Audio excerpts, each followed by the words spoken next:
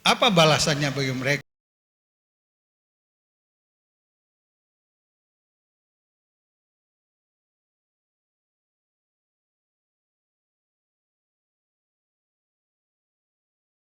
Dengan Yaumil Masar. Dia mengatakan ilusi ulama. Pak Gatot Nurmantio, jenderal, beliau banyak tahu tentang situasi hari ini. Satu hari ini memang ada yang bagusnya ada, tapi banyak yang tak bagusnya. Untung kita tak banyak jenggot ini. Kalau banyak pula kita berjenggot, radikal pula kita semuanya ini. Karena kita dianggap seperti itu.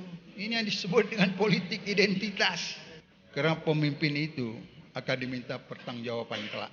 Bukan enak jadi pemimpin itu. Setiap kamu adalah pemimpin dan setiap pemimpin akan minta pertanggungjawaban kelak di yaumil mahsyar. Ulu umroh ini.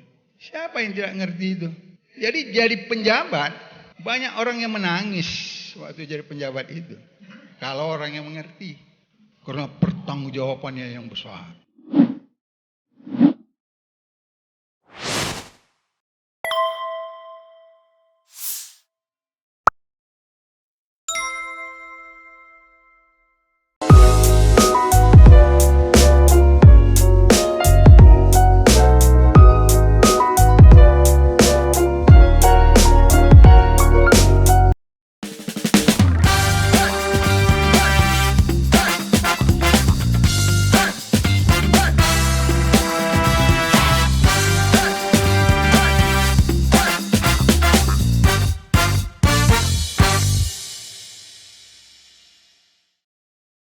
Bismillahirrahmanirrahim.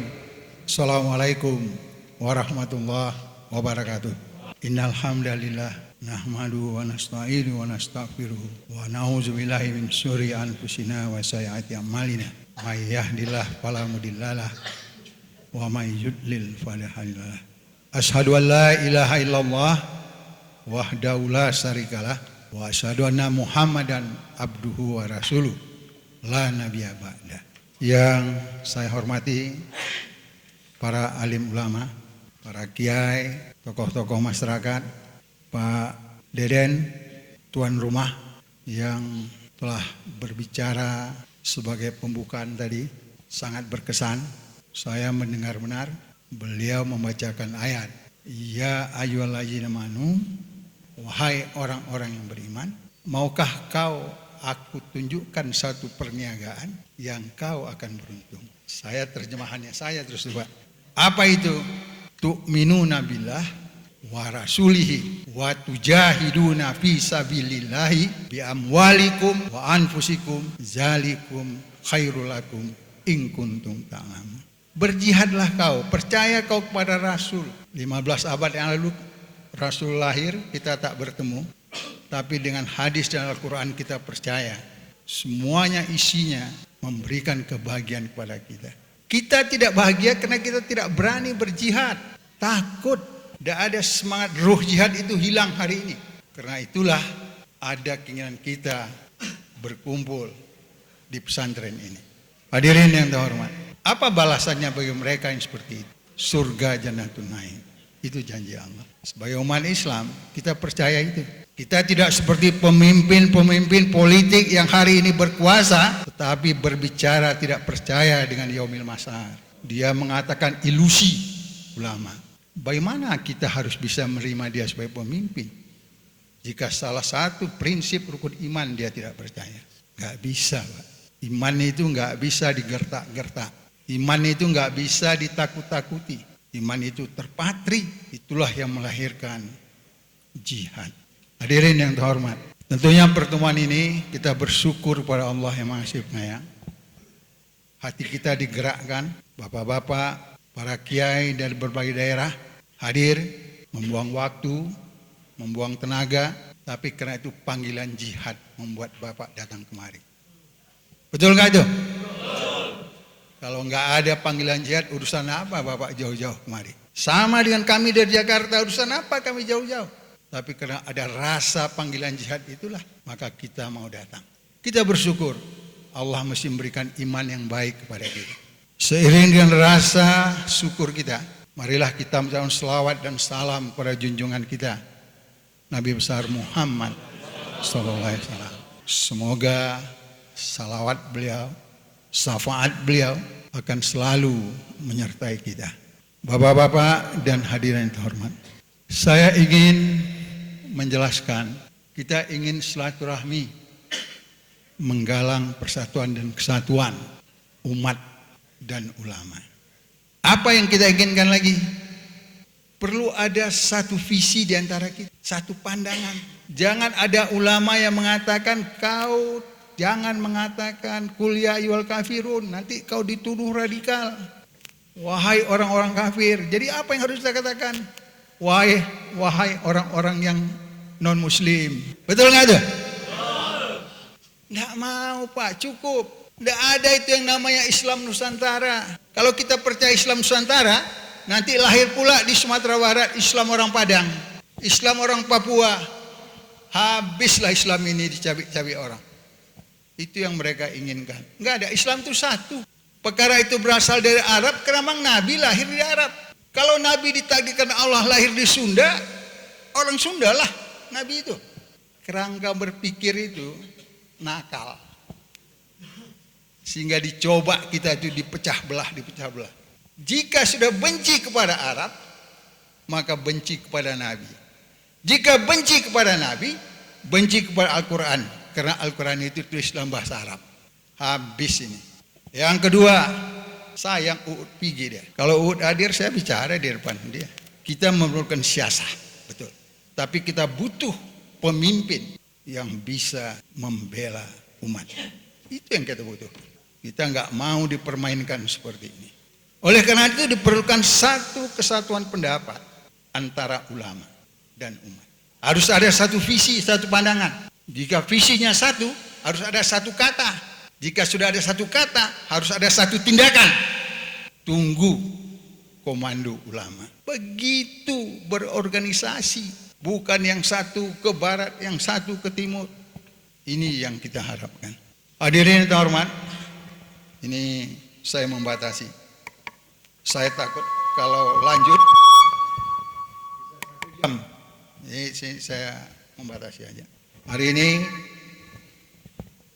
atas diskusi dengan Pak Deden, saya ingin memperkenalkan teman-teman dari Jakarta yang akan berbicara. Kemudian setelah itu hasil informasi yang di dalam siasah adalah A1 dari mulutnya kita dengar, maka kita bisa berpikir apa yang akan kita buat. Hadir di sini Pak Gatot Nurmantio, Jenderal. Beliau banyak tahu tentang situasi hari ini. Satu hari ini memang ada yang bagusnya ada, tapi banyak yang tak bagusnya. Untung kita tak banyak jenggot ini. Kalau banyak pula kita berjenggot, radikal pula kita semuanya ini. Karena kita dianggap seperti itu. Ini yang disebut dengan politik identitas. Bapak-bapak, saudara-saudara yang terhormat, Pak Kiai, mohon maaf.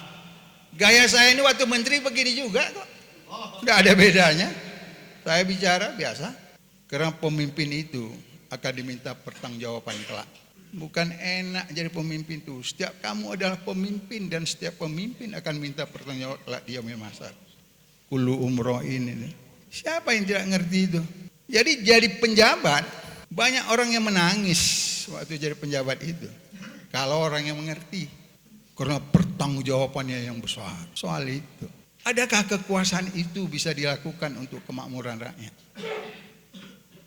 Bisakah dengan kekuasaan itu kita memberikan kesejahteraan? Bisakah dengan kekuasaan itu kita melindungi umat dari orang-orang yang tidak senang dengan kekuatan Islam ini? Nanti ada Pak Gatot, ada saudara Saganda, mungkin saudara ini akan bicara tentang bagaimana perkembangan. Saya nggak tahu bagaimana perkembangan Islam di dunia internasional, bagaimana Islam antifobia itu muncul. Ya, saya nggak tahu ya apa yang ente sampaikan nanti. Ada saudara Dr. Ubaidah Badrun akan bicara tentang kondisi umat Islam, bagaimana tantangan kita ke depan, apa yang harus kita lakukan, mengapa nasib kita ini seperti ini. Ini untung ada peristiwa Sambo nih, kalau nggak ada Sambo rame pula nih di sini nih yang baju hijau, baju apa coklat itu. Dicatat pula ini Pak Bahtiar bicara apa nih, sampaikan pula sama Luhut terus. Walaupun kawan saya itu, kawan-kawan tapi kita berbeda Pak. Nanti saya dua akan bicara tentang utang-utang negara nih, betul nggak berutang? Ya, Apa dampaknya utang itu? Ini umat tak tahu dia, utang itu dibebankan kepada pajak. Pajak itu akan dinaikkan, yang bayar ya rakyat. Bukan turun dari langit bayaran itu. Nah, nanti Pak Said akan menjelaskan itu. Ya, Profesor Ahmad Wahab, Pak Rahmat, saya nggak tahu karena profesor apa yang akan dijelaskan. Kalau Kaban saya nggak tahu, mungkin beliau sedih hutan kita sudah habis. Ya, karena HGU, HPH itu hampir 80% Kaban yang tahu tuh, yang punya Cina. Sekarang ini kebijakan dibuat lagi yang baru. Kalau kau mau dapat HGU, hak milik, bisa 160 tahun. Gila Pak. Lantas kita, oh bagus, nggak apa. Saya pikir ini di mana ini? Waktu menteri saya pernah bicara di depan tokoh-tokoh Cina yang kaya itu. Saya bilang, waktu itu Panglima TNI-nya Joko Santoso. Saya nggak bangga dengan gedung-gedung yang pencakar langit di Jalan Tamrin itu. Karena saya tahu yang punya bukan pribumi. Yang punya orang lain. Saya hanya menonton, menyaksikan itu. Ya ada Pak. Ini saya jelaskan. Istilah orang Medan bukan mengkipas-kipas. Enggak. Ini fakta. Saya jelaskan ini apa adanya. Lantas pertanyaan yang menggelitik bagi kita. Bahwa nasib kita tidak akan berubah. Kalau kita tidak berusaha merubahnya. Takbir! Itu loh roh jihad itu. Hadirin yang terhormat, saya usia saya 77 hari ini. 77 aja masih semangat. Kalau di bawah 70 tak semangat, bagus mintalah kepada Allah, ya Allah mati aja laku. Tak ada gunanya hidup itu. Ya, jadi ini perlu saya ingatkan kepada kita. Apa yang bisa kita buat? Satunya ulama dengan umat. Itu akan punya dampak terhadap kekuatan Islam. Pertemuan ini setelah dilakukan di Sumatera Utara. Di Sumatera Utara, Pak Kiai, sudah kita lakukan seperti ini 2 kali. Kita berharap setelah ini Jawa Timur. Setelah Jawa Timur kita berharap Sumatera Barat disatukan dengan Riau, kemudian dengan Jambi, dengan Bengkulu. Kita butuh dalam waktu dekat, ulama dan umat harus bersatu. Satu visi, satu kata, satu tindakan. Ini yang kita harapkan. Ya, kita harus patuh apa katakan ulama. Saya cukupkan saja. Ya, nanti berpanjang-panjang. Saya lupa diri. Di sini saya semangat, habis itu jalan kaki pun susah saya. Jadi mohon maaf ya. Yang kedua, saya mohon maaf, saya duduk di kursi ya karena kaki saya dua-duanya tempurungnya sudah diganti. Ya, sudah diganti. Jadi saya mohon maaf, tidak bermaksud bahwa saya lebih hebat dari yang lain. Saya tahu saya berada di depan para alim ulama, orang yang berilmu, bukan saya tidak takzim kepada bapak-bapak, saudara-saudara yang saya hormati. Karena keadaan kesehatan saya, maka saya duduk di kursi. Tadi mau diambil kursi yang besar, takut saya duduk di kursi yang besar. Biarlah kursi yang biasa untuk salat saya duduk. Ya, inilah yang saya sampaikan.